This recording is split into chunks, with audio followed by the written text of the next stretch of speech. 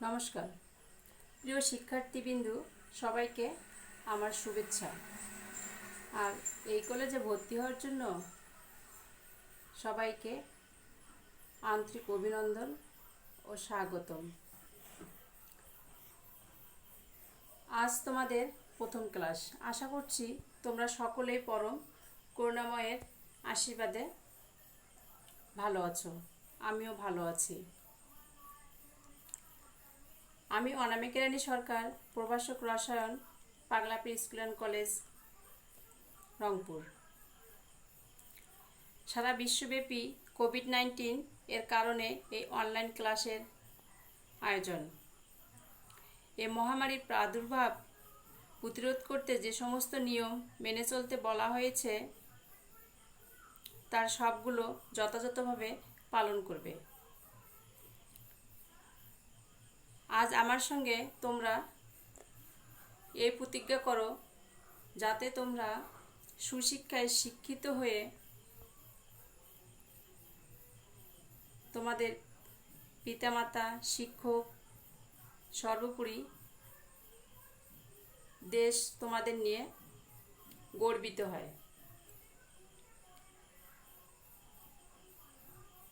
এবারে আমি তোমাদের সিলেবাস সম্পর্কে ধারণা দেব।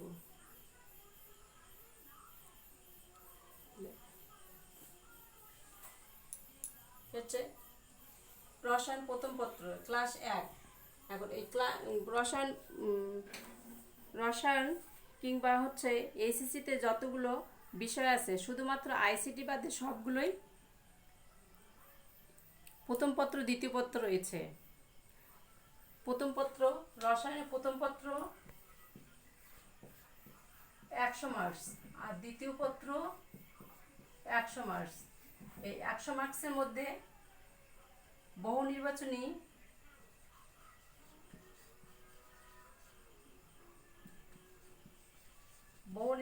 25 মার্কসের, সৃজনশীল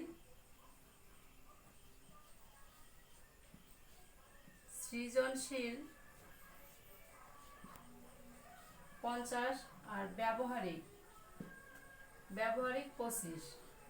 এই সৃজনশীল 50-এর মধ্যে এখানে 8টা প্রশ্ন থাকবে। তোমাদের 5টা প্রশ্নের অ্যান্সার করতে হবে। 5 × 10 = 50। প্রতিটা প্রশ্নের মান 10 আর বহু নির্বাচনী প্রতিটা প্রশ্নের জন্য 1। তোমাদের এসএসসিতে যে নিয়ম ছিল ঠিক একই নিয়ম। ওখানে ছিল একটা পত্র, এখানে 2টা পত্র, প্রথম পত্র দ্বিতীয় পত্র, 2 পত্রের নিয়ম একই।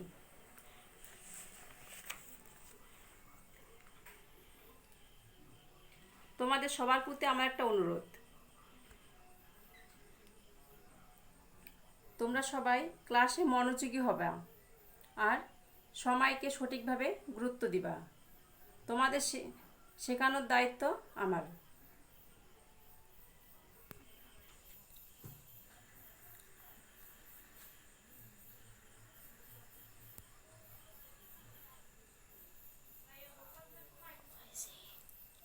প্রথম পত্রে 5টা অধ্যায়।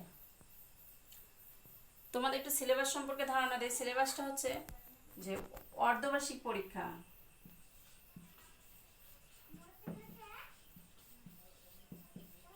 অর্ধবার্ষিক পরীক্ষায় প্রথম পত্র থেকে প্রথম অধ্যায়, প্রথম, দ্বিতীয়, তৃতীয় অধ্যায়,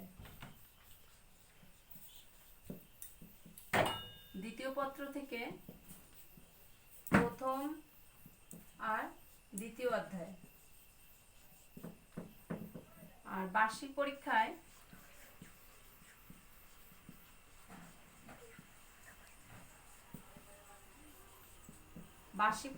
প্রথম পত্র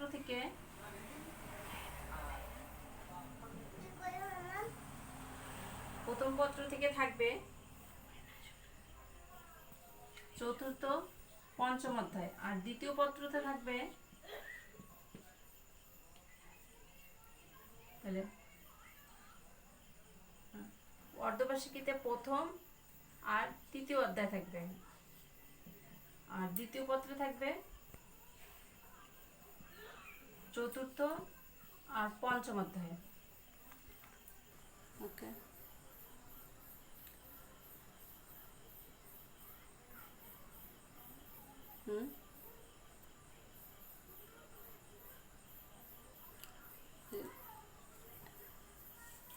প্রথম অধ্যায় শুরু করি। প্রথম অধ্যায় ল্যাবরেটরি, প্রথম পত্রে প্রথম অধ্যায় আছে ল্যাবরেটরি নিরাপদ রসায়ন। আলোচ্য বিষয় হচ্ছে ল্যাবরেটরি নিরাপদ ব্যবহার বিধি ও গ্লাস সামগ্রী ব্যবহারের নিরাপদ কৌশল। তোমরা বুঝতেই পারছো, ল্যাবরেটরি নিরাপদ রসায়ন বলতে, নিরাপদ ব্যবহার বলতে আমরা ল্যাবরেটরিতে কিভাবে যাব এবং ওখানে গিয়ে কি প্রস্তুতি নিব এবং ওখানকার আচার আচরণ আমাদের কেমন হবে, মানে নিরাপদে আমরা ল্যাবরেটরিতে প্রবেশ করি এবং নিরাপদেই ল্যাবরেটরি থেকে বের হয়ে আসতে পারি। ল্যাবরেটরি নিরাপদ পরীক্ষা কার্যক্রম সম্পাদন করতে হলে প্রত্যেক শিক্ষার্থীর ক্ষেত্রে কতিপয় ব্যক্তিগত নিরাপত্তা বিধি পালন অত্যাবশ্যক।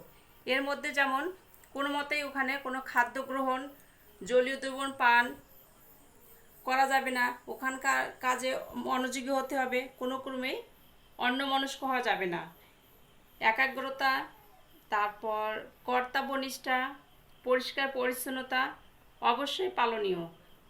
ল্যাবরেটরিতে কখনোই তাড়াহুড়া করা যাবে না। ল্যাবরেটরিতে আসার আগে তোমরা যে এক্সপেরিমেন্ট করবা সে সম্পর্কে স্বচ্ছ ধারণা নিয়ে আসতে হবে এবং কোনো কাজ সম্পন্ন হওয়ার সাথে সাথেই তোমাদের ল্যাবরেটরি ত্যাগ করা যাবে না। ল্যাবরেটরি ত্যাগের পূর্বে অবশ্যই তোমাদের সাবান দিয়ে হাত ধুয়ে নিতে হবে। ল্যাবরেটরিতে কখনো চিৎকার, আর্তনাদ বা হট্টগোল বা জোরে কথা বলা যাবে না। যে ডেস্কে কাজ করবা সেই ডেস্কটি অত্যন্ত পরিচ্ছন্ন থাকে সেদিকে খেয়াল রাখতে হবে। অযথা বুনসেন বার্নার জ্বালিয়ে রাখা যাবে না। বই, খাতা, ব্যাগ, পানির বোতল ডেস্কের ওপর সরিয়ে সেটে রাখা যাবে না। পরীক্ষণ পদ্ধতি সতর্কতার সাথে অনুসরণ করতে হবে। ব্যালেন্স বলতে যেটা পরিমাপক যন্ত্র সেটা অত্যন্ত পরিষ্কার পরিচ্ছন্ন রাখতে হবে। এক কথায় পরীক্ষাগারে নিরাপদ পরিবেশ সৃষ্টি ও অক্ষুণ্ণ রাখতে হলে কতিপয় সোনালী বিধি পালন অত্যাবশ্যক। সোনালী বিধিগুলোর মধ্যে নিয়মাবর্তিতা, যত্নশীলতা, অধ্যবসায়, পরিশ্রম ও সুবিবেচনা ইত্যাদি।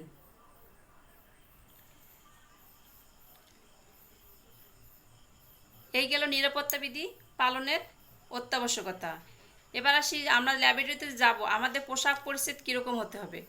পোশাক যেমন ল্যাবরেটরি পোশাক যাতে ঢিলে ঢালা না হয়, জামার হাতা যেন অনেক লম্বা না হয়। ল্যাবরেটরিতে যেতে গেলে ল্যাবরেটরি একটা পোশাক আছে, তার নাম হচ্ছে অ্যাপ্রন কিংবা ল্যাব কোট।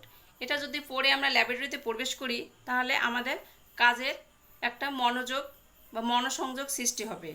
আমরা যখন ল্যাবরেটরিতে যাব তখন স্যান্ডেল পরে যাব না, মোজা সহ জুতা পরে ল্যাবরেটরিতে যাব যাতে কোনো বিপদ না হয়।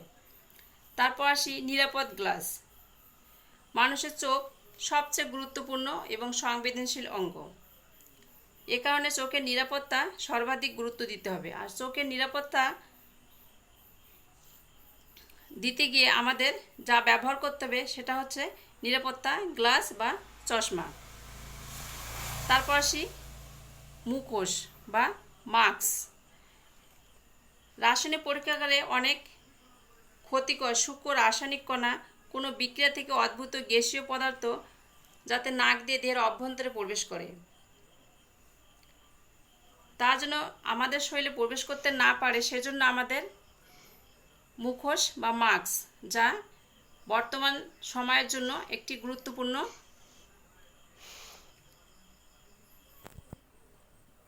বা অত্যাবশ্যকীয়।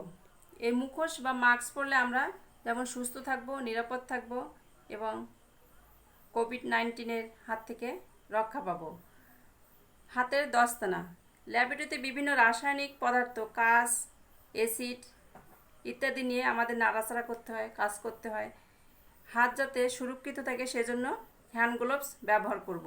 এই গেল ল্যাবরেটরির নিরাপদ ব্যবহার, ল্যাবরেটরি ব্যবহার বিধি। তাহলে গ্লাস সামগ্রী ব্যবহার নিরাপদ কৌশল।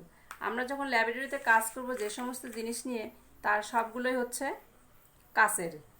যেমন কনিক্যাল ফ্লাস্ক, বিকারক, বোতল, বুরেট, পিপেট, গোলতলি ফ্লাস্ক, বিকার, আয়তনিক ফ্লাস্ক, টেস্ট টিউব, ডেসিকেটর, কাঁচনল, সবগুলোই কাচের।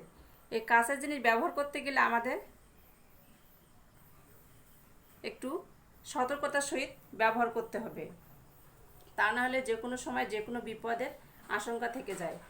যেমন কাঁচনল, পিপেট, শীতক, কাঁচের অ্যালার্ম প্রভৃতিতে প্লাস্টিক অথবা রাবারের টিউবিং বা বাল্ব বা রাবারের সিপি ঢুকানোর সময় শ্রেষ্ঠ জখম। আবার এগুলো পরিষ্কারের সময়, আবার এগুলো এক জায়গা থেকে অন্য জায়গায় অপসারণের সময় বা কাজ করার সময় এগুলো ভেঙে যেতে পারে। যাতে এগুলো ভেঙে না যায় সেদিকে আমাদের খেয়াল রাখতে হবে।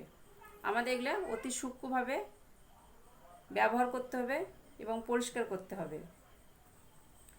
কাজ সামগ্রী নির্বাচন ও ব্যবহারের ক্ষেত্রে কাজ সামগ্রীকে ভালোভাবে জেনে নিতে হবে। এটা শক্ত না, এটা ভারী না পাতলা কিংবা শক্ত।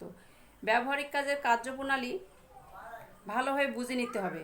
পর্যাপ্ত সময় নিয়ে ধীরে সুস্থে আমাদের কাজ করতে হবে। নিজের এবং যন্ত্রপাতি নিরাপদ ব্যবহার ক্ষেত্রে কোনো আপোষ আমরা করব না। সব সময় আমাদের এগুলোকে নিরাপদ বা সময় নিয়ে ব্যবহার করতে হবে। প্রিয় শিক্ষার্থীবৃন্দু,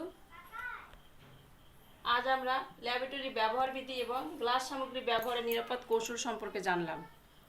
তোমরা সবাই গৃহে থাকবে, সুস্থ থাকবে এবং মনোযোগ সহকারে পড়াশোনা করবে।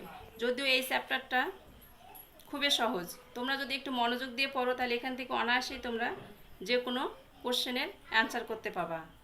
ধন্যবাদ সবাইকে।